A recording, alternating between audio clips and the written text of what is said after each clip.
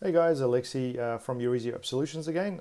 This is our FAQ session again, and today I want to go through some basic questions that we received, and one that really trends quite a fair bit is why do small businesses fail? Well, that's quite an interesting one, and I guess you really got 2 years until the business becomes established. That's typically the timeline, and typically, if your business isn't going so well, it would have failed until then. If you pass the 2 years, congratulations, you're doing something right. But in a nutshell, there's basically four key areas of any business. First of all, you need to make sure you've got good marketing in place or some form of streams of inquiries coming through.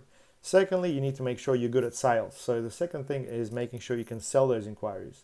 Third, you need to be able to deliver whatever the business does. And a lot of the time you do things quite naturally, but you got to have processes around that as well. And finally, the fourth area is all about accounting. Now, one thing doesn't exist without another. You can't have sales without inquiries or referrals, and you can't do business without sales. So it's all quite sequential, and I think it's very important to understand where you start and potentially fine tune the whole process. You can't do very well in marketing, but do poorly in sales. In fact, most service-based businesses, I find, if they sell less than 20% of the inquiries coming through, there's typically some sales training that's required, or potentially you may want to be changing some of your key processes. I think that accounting is one of those things that a lot of people push aside altogether, and sometimes you might be doing really well in sales, marketing, and the actual business, but you're just not sending your accounts in time, or people may not be paying them in time as well. There's good tools to be able to automate that. There's Xero, all the likes, and we found that systems like Stripe in particular, integration with Xero really allows for people to pay with credit cards. In fact, probably a third of all of our invoices are getting paid by Stripe through Xero. And there's heaps of other tools that you can implement, but at the end of the day, please make sure that you pay attention to the four areas of the business and make sure that there is synergy. And now, if you're finding that your business cash flow is running behind, you really just need to assess, first of all, what it is that you're pushing for and see the profitability in each of the services.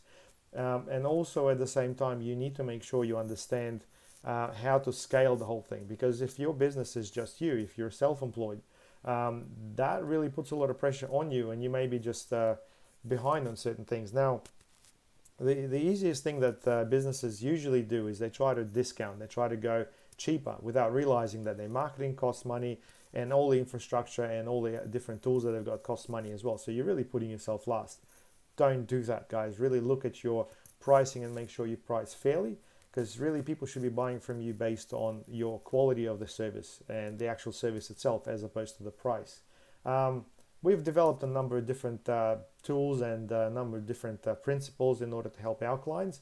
One principle in particular is called the Aqua Principle. We talk about the fact that all the marketing needs to include four areas, which is affordability, the A, then convenience, the C, the utility, which is the U, and availability, which is the A.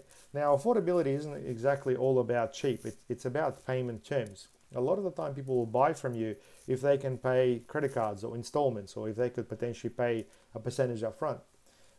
Convenience is really all about the fact that you could be coming out to them to do a face-to-face quote, or you could be doing a fast turnaround. And obviously with things like Zoom, a lot of people actually do quotes face-to-face using the digital environment to deliver the message. Now, third one is utility, and that's really more about your credibility. People want to work with people who are established, or they know what they're doing. In fact, there's always this thing about specialists and generalists. You want to work with specialists, people who specialize in resolving problems. So if you can show your specialties as to who you work with, how long you've been in business, what associations you support, what testimonials you've got, that's all about utility. And last one is about availability. Now, a lot of people want something last minute. No, just be careful with that, because you may find that they may not be the best customers. However, this does allow you to charge a premium rate and potentially get people through, especially if the service is very competitive, and I guess pricing is a really big thing as well. Now, we work with a lot of trades, we work with a lot of online stores, but I find that the Aqua Principle really works quite well across a lot. Now, back to the, I guess, four areas of the business. Just make sure you assess those properly and make sure it starts with your marketing. And then from there, sales, the actual business itself, and accounting. If you're failing at one of those things, you need to speak to someone rather soon.